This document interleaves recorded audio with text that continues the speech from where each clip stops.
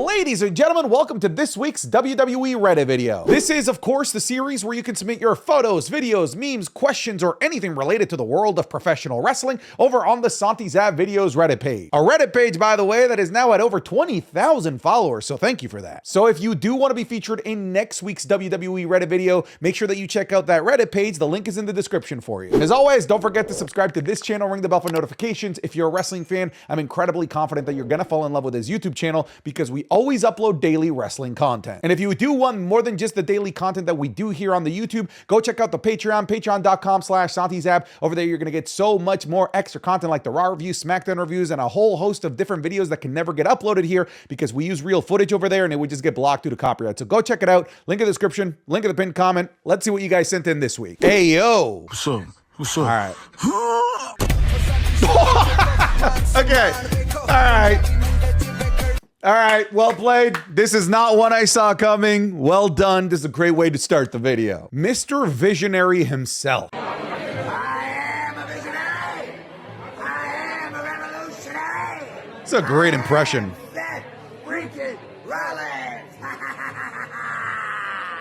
That's very good. That's a very, very good Seth Rollins cosplay and impression. Well done. Solo is so funny. Hey, Solo!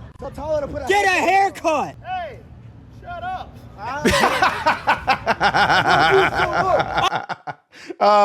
Hey man, if anybody can find more videos of Solo Sikoa in the wild, please send them every single week to this series. I think he finally gets it. I just feel like such a fucking asshole today. I don't know why. I don't feel like myself. All right, guys, we are starting with some heat on this episode of the Reddit video. This is amazing. A fan's POV of the Spanish Fly from the TLC match. Man, this match was like genuinely generationally good. It was incredible. But in this spot was just insane. This is a great angle. Good Lord, man. Good Lord. That entire TLC match deserves its own wing in the Hall of Fame. It was absolutely incredible. And I don't even think that was the craziest spot. That was probably like the third craziest spot of the entire match, if you ask me.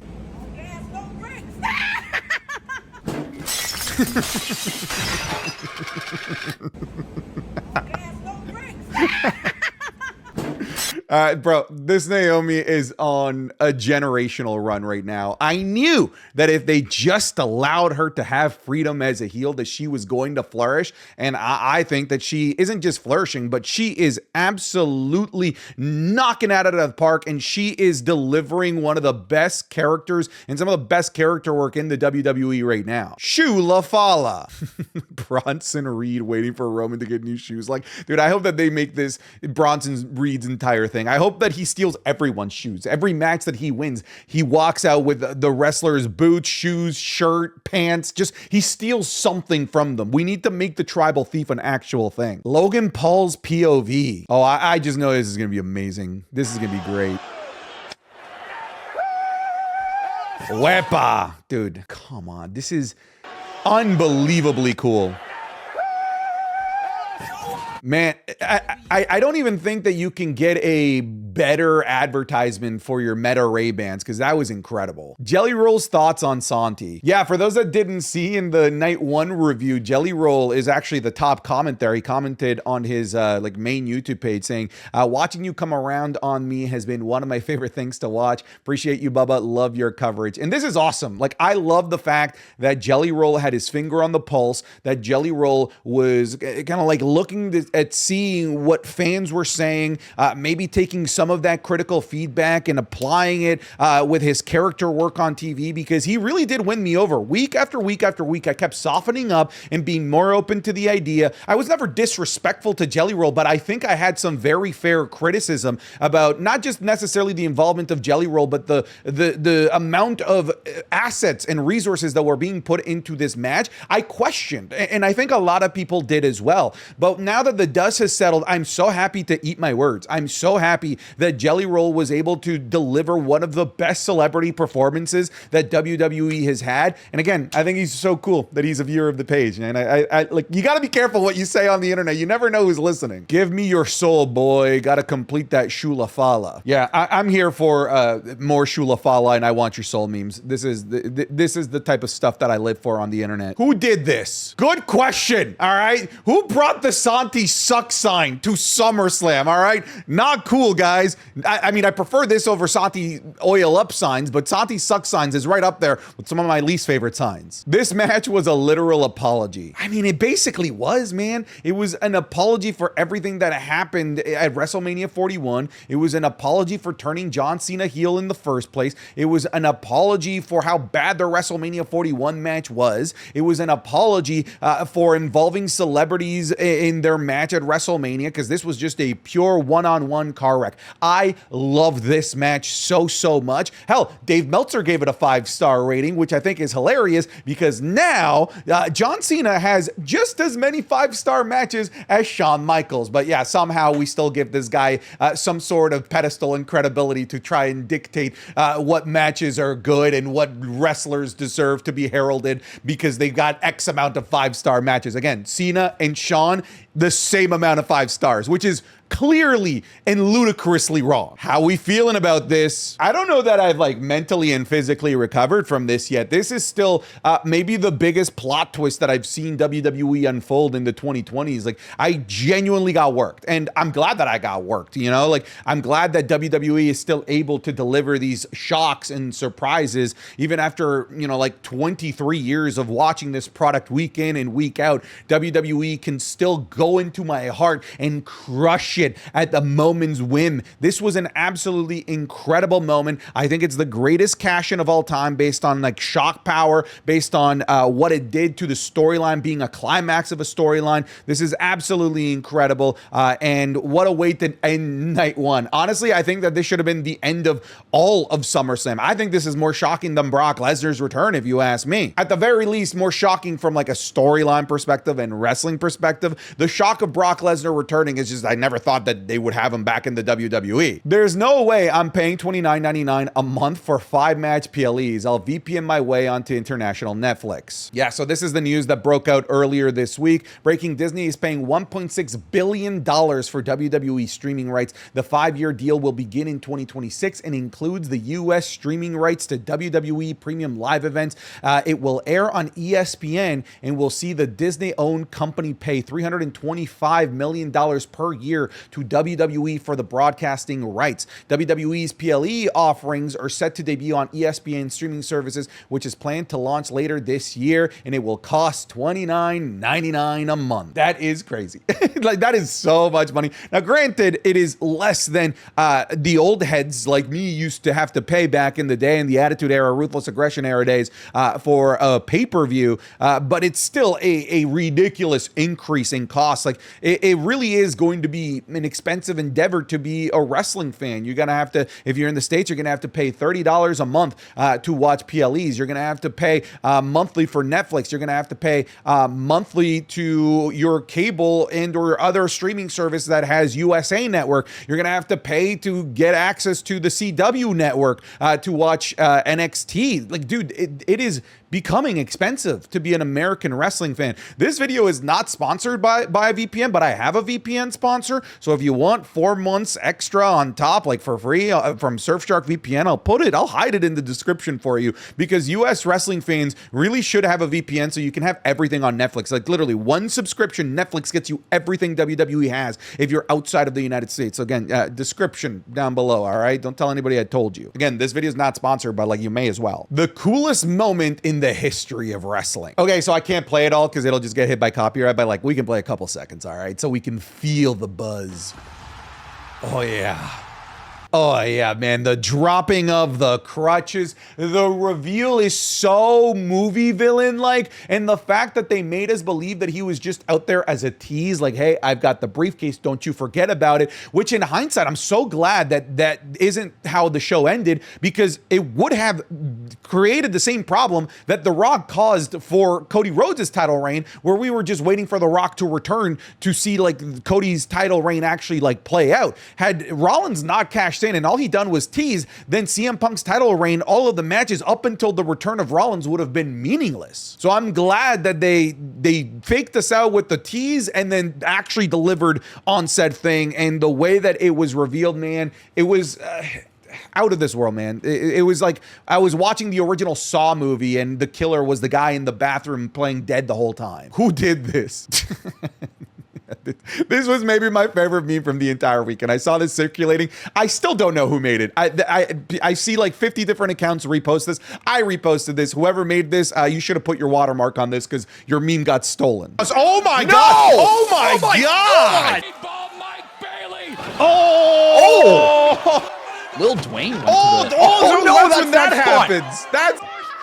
Oh, she is not landing on her feet. She did not land on her. God damn it. That was a sneak peek of this week's Wrestling is Cool Match Club, available exclusively on patreon.com/SantiZap. This week, we're going to be looking at Jon Moxley versus Kenny Omega in an unsanctioned match in AEW back in 2019. The Rock versus Triple H versus Kurt Angle for the WWE Championship at SummerSlam 2000. We're going to be looking at an absolutely insane backyard wrestling match with one of the craziest spots that I've ever seen. A women's wrestling classic between Maika and Suzu Suzuki, and a banger of a match between Konosuke Takeshita versus Speedball Mike Bailey. You're gonna get all of this, plus all of the other matches that we've already covered, plus the Raw reviews, SmackDown reviews, and all the other series that are exclusive over to Patreon. So go check it out. Again, it's patreon.com/SantiZap. If you're already a supporter over on Patreon, we thank you. Without you, I wouldn't be able to do what I do as often as I do. So go check it out. Link in the description, link in the pinned comment. Let's get you back to the video. What are your thoughts on this? Starting in 2027, TKO plans to turn more WWE PLEs into two-night shows. Royal Rumble, Survivor Series, Money in the Bank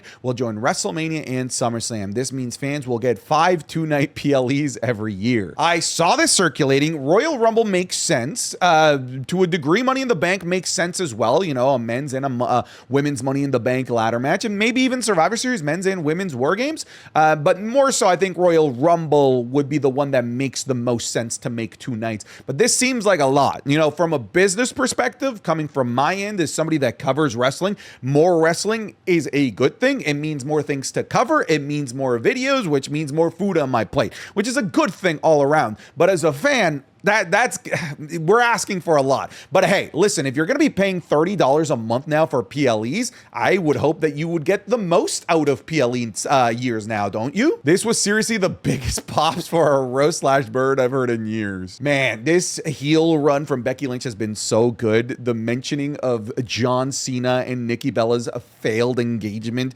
was just ruthless. like mean, and then everyone in the crowd treating this like it was like the biggest roast in rap battle history did not help the situation. This was awesome. Oh my God. Go back and watch my reaction. That was literally all I kept saying over and over again. Oh my God. Like, I've never been a big fan of Brock Lesnar. I've been very like open about that. I didn't like Brock Lesnar's run in the 2010s, mostly because of the booking from Vince McMahon that just felt like he needed to always have Brock Lesnar as the champion in the WWE, even though he would disappear for 5-6 months at a time. So I dealt with a WWE that felt like it was hijacked by Brock Lesnar. Like, many fans felt this way, like that Brock Lesnar was just sort of holding WWE hostage. And for that reason, I kind of like learned to dislike Brock Lesnar returns, because I've just become accustomed to expecting just suboptimal booking of everyone else not named Lesnar when he was around. I do question the return of Brock Lesnar here, like why WWE is taking this risk. I genuinely don't know. I want to be a fly on the wall when they ultimately made this decision, because clearly at some point, because Brock Lesnar is still very much named in the Janelle Grant lawsuit, WWE deemed him not suitable for brands, right? Because Slim Jim pulled out with all of this news, and then they made Brock Lesnar disappear. They removed them from the video game. So my question is, what makes Brock Lesnar all of a sudden brand friendly? What does TKO know? What does WWE know that makes them comfortable enough to bring Brock Lesnar back now? That is what I want an insight into. That's what I want to learn in WWE Unreal. There's no way that they'll touch on that on WWE Unreal.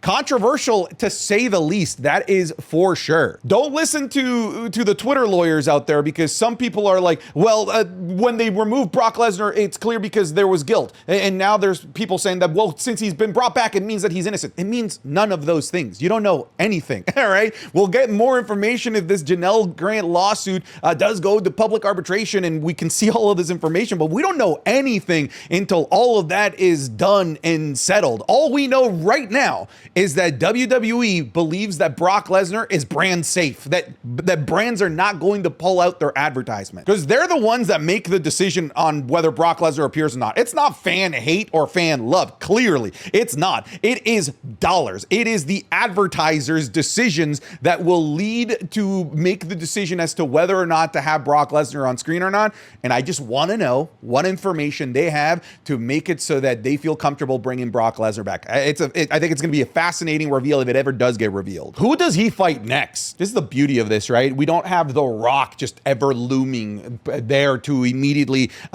create a damper on every single one of Cody Rhodes' championship defenses. Anyone and everyone is what I want to see. I want to see Drew McIntyre next, but again, anyone matters now because of what happened with his first reign, and The Rock, everyone that he faced just didn't matter up until The Rock came back, but we don't have that anymore. So anyone and everyone is what I want to see. Drew's reign lasted longer than Punk's. Hey, man, like Drew McIntyre said, karma's a bitch. I'm sure this was done by design too. All right. We're getting into that part of the video where we're just getting some funky memes now. If you're still hating this, man, I don't know what to say. We really need to talk more about CM Punk's World Heavyweight Championship reign. No bad matches, no bad promos, ended before it got stale, put over younger talent, tremendous stuff. Man, that's my goal right there. That's CM Punk right there doing what's best for business. So what in the timing was that? Oh, I saw this. I saw this from Alan on Instagram. Brock Lesnar return reaction in person. The timing on this is crazy. I think something might happen in 3, 2, 1. Ready?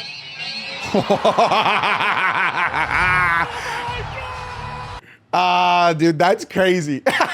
That's awesome. That is absolutely amazing. Have you been enjoying Tiffany Stratton's reign so far? It's like hit and miss. Like, I like some of it. I dislike some of it. I would have liked for her reign to have been a heel reign, but we've got what we got. You know, some of the matches have been decent, but for me, the problem has been a lack of just like consistency with storytelling and a lack of desire to really give Tiffany Stratton like a meaty feud that can last for several months. Compare Tiffany Stratton's feuds in 2025 to just Becky Lynch and Lara Valkyria. I wish they could find something like that for Tiffany Stratton, because I just know it'd be amazing. WrestleMania 42. I mean, I hope so. This is a match that we've been fantasy booking for so damn long, and I hope Gunther wins. I hope Gunther beats the shit out of Brock Lesnar. Okay, his heel run wasn't necessarily bad, but my God, am I happy to see Cena face back. Dude, this feels like it just sort of like got shoved under the rug with how insane the past week has been with the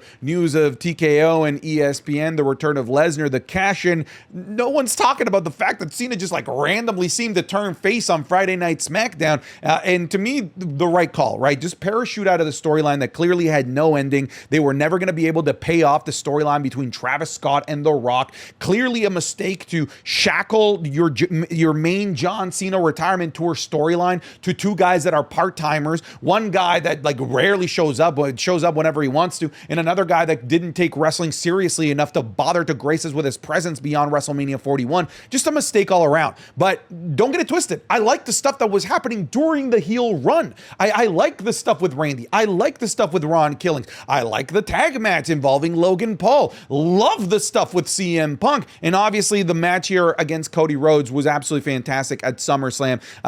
But there was no payoff. And that's what we'll always remember. There was no payoff to the John Cena heel run. And that, my friends, is criminal. One day, people will pronounce it correctly. Various types of vaquero mentality. Next on my list is that Stephanie Velcro. Stephanie Vaquer versus Stephanie Vaquer tonight. Stephanie Vacquet. That's the best one. Stephanie Vacquet. What? Bro, I don't even know what she said there. Stephanie Vacquet. Man, I hope Naomi every week just keeps mispronouncing her name. It's becoming a fun bit. Is this his whole gimmick now? I mean, at least there is a gimmick, you know? Like, he was starting to get overshadowed by everyone by like a factor of 10 in the Seth Rollins faction. He needed to make a name for himself, and I can't believe it's the Shula Fala tribal thief thing that is working. I think he needs to continue this, like I said earlier in the video. Thank God they decided to keep Kross. I saw this report floating around. Yeah, Karrion Kross has received a new contract offer from WWE. Did he accept it? That's the one thing I actually don't know. I'm hoping he did. I hope that he did. I hope that he's with us. And if he does stay, I hope he gets to do something of worth and that WWE actually books him, because people are still chanting, "We want Kross." Did anyone here actually buy pay-per-views back in the day? So, all right. So I did the first few. Like in terms of like the big ones, like SummerSlam and WrestleMania and Royal Rumble, those are the only ones I had to like beg to be able to get it. And I didn't get every single one. But the other option was for we would wait for it, the VHS or DVD to get released, and it would get sent to like our local libraries, and I would like rent whatever BPLE, usually from the local library. And then in like 2006-ish, we got this like bootleg satellite cable dish that got every like pay-per-view imaginable, every like movie, some like adult movies and stuff, but also every WWE pay-per-view was on there, and that's how I watch pay-per-views, through this like bootleg satellite dish in like 2006 to like 2008 or 9. Sheamus and Rusev all night. I'm not gonna lie, I was kind of waiting for Rusev and Sheamus to start fighting in my office here, because it was starting to become a fun bit. I was like low-key expecting them to show up on NXT the next night and start fighting in the NXT parking lot, in the NXT backstage area. That would have been amazing. The crowd reaction when they saw John Cena brought back his color Titantron over the black.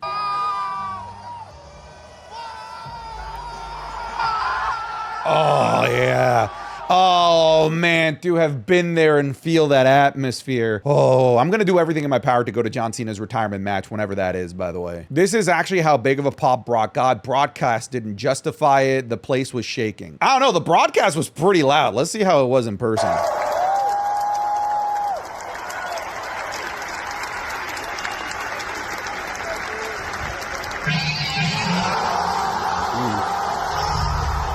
All right, that's crazy. That's thunderous. That I felt the shake. I really did. Punk finally wins the World Heavyweight Championship. Seth Rollins. Oh, this is great.